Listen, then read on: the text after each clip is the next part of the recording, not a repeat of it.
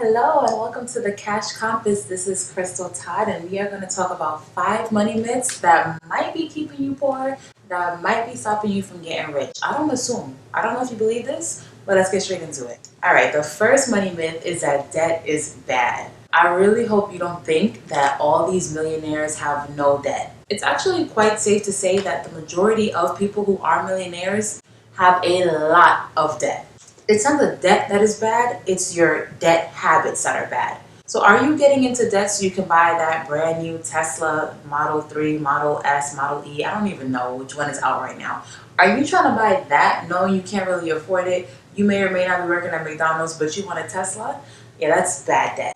Or are you using it to control an asset that's worth much more than you could probably pay out in cash, but you're going to rent out a portion of it, which is going to put money in your pocket? That's good debt. That's real good debt. So I think it's really important to understand the difference between good debt and bad debt. Generally speaking, if you're going to get into debt to purchase anything that you don't necessarily need, maybe a very fancy vacation, maybe a very nice luxury designer item, or maybe a car that's probably really, really nice, you probably don't need it, and that's what we can consider bad debt. But if the debt is going to make you money, it could kind of be considered an asset. You know what I'm saying? If you're gonna buy a car, but you're going to rent that car out, for example, that same Tesla we were talking about. Let's say you buy the Tesla, your payments are $600 a month, but you rent that Tesla on, I guess, Turbo or whatever other kind of website they have for $600 a weekend. What you've now accomplished is getting that car payment paid for and putting money in your pocket if you actually are able to rent it out every single weekend or however many days during the month. So definitely using debt to your advantage, using it as leverage, you can never go wrong. Not never. Don't quote me. The second myth might be a trigger, so you've been warned. Savings is king. You should save your money, and it's really bad to not save any money. Yes and no. So while I do think it's important to save something, if all you're doing is saving, you're probably losing a lot. Saving in and of itself is not going to accomplish as much as investing would. Even if you invested in the stock market, and I'm not a huge stock market fan, I believe you should invest in things that you know about, but that's a topic for another video.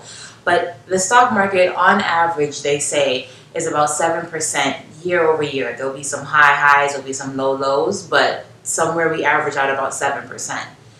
If you go to Chase, Wells Fargo, Bank of America, any of those larger banks are pretty much going to offer you an insulting amount of interest for your money. And we'll do a quick little math problem just to put that into perspective. But first, let me talk about inflation. So inflation is basically the idea that year over year, your purchasing power, which is your money, is reduced because cost increases. I know you remember back in the day, we used to be able to get a bag of chips and a water for like under $1, and now the water's $1. The chips is like 2 for 150. I don't even know I don't even eat chips anymore because the prices are just too high. So when you're thinking about your savings, you absolutely have to consider inflation because year over year, the government likes to keep it around 2%. All right, time for the fun stuff. We are using bankrates.com for their simple interest calculator, and we're going to go ahead and assume that we have a initial deposit amount of $10,000, and we're not going to deposit anything extra for the months. Just keep that 10,000 at an interest rate of 0.01% over 1 year, and let's see how much we're going to actually have at the end of the year. Nope, you don't need to clear your eyes. You can see perfectly fine. $10,001. That's it. And we haven't even calculated inflation yet. So let's go do that. Okay, we are now using an inflation calculator from buyingupside.com. Let's assume that we have that same $10,000 at an inflation rate of 2% over the same 1 year. And we'll see how much money we'll actually lose with it sitting in the bank. Because remember, although you are earning interest at 0.01, you are losing about 2% due to inflation. And that will roughly calculate to a total of $9,803.92. So pulling up the calculator, 9803.92, you have lost 196. And if we add in that $1 that we earned of interest, we'll be at 195.08, which if you round, you broke. The third money myth is don't use credit cards. And if you use a credit card, it must mean you can't afford it because you're putting everything on credit. Most people, if you've ever heard somebody say that, they have absolutely no clue what they're talking about. Yeah, I said it. If that's you, I'm sorry. It goes back to the person behind the credit card. What are your habits? Are you the person that spends it thinking it's extra money or it's money that you have and you can just kind of use it? You want to use a credit card, but you absolutely don't want to abuse a credit card. So treating it like a debit card is pretty much the safest thing that you can do. I think the general idea is credit cards are bad because the interest rates are really high.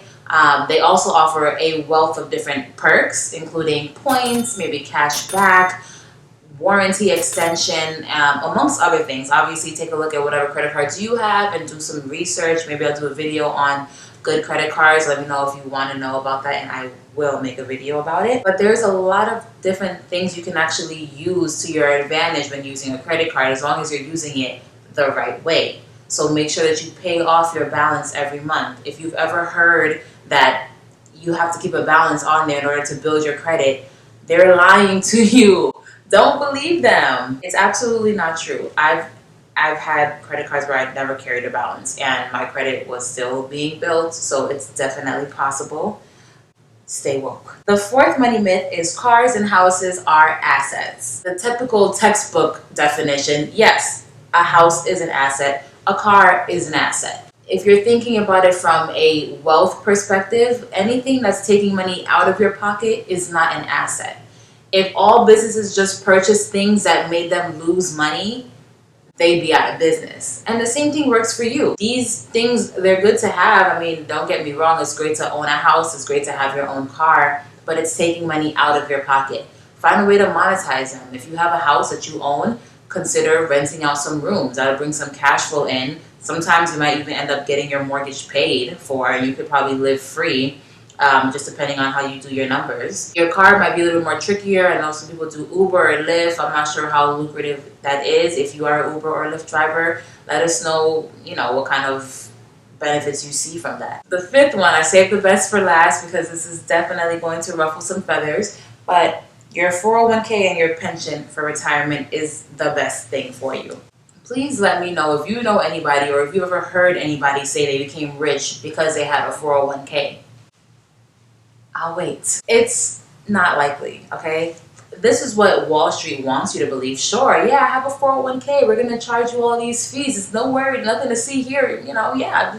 And we'll see you in 40 years, Maybe you'll have the money we told you, we calculated for you. Maybe you won't. You never really know for a fact if what you're investing in is a good investment or if it's something that you should keep your money in. A lot of times they'll tell you, oh, you're young, don't worry about it. If everything blows up, you still have another 30 years in the work field. And you should never listen to somebody telling you something like that. That sounds ridiculous. If you want to have a 401k, if you feel like it's honestly better than nothing. It's better than just having a savings in most situations. But do your due diligence. Definitely look at what they've estimated versus what you're actually getting. Is it pretty much in line? What are your fees? They don't really care necessarily. I mean, here's the thing. They'll take your money. They'll take their fees off the top. They'll go and invest everything. If the stock market goes kablow and it just explodes in your face, they already got their fees. They're not worried about you. Oh well, we'll see you at 65. Hopefully you have something in here. I don't know. But thanks for that 0.01% fee or whatever it is. So if you have a 401k, just be aware of what you're investing in. Don't set it and forget it. You should be very active in your income. This has everything to do with your livelihood. So be as active as you can be. Figure out what your fees are. Make sure what they're estimating makes sense. Make sure what they're investing in makes sense. But also what's important to note is that 401k is not your only option. There's other things that you can invest in that might even put cash in your pocket right now and give you cash in the future.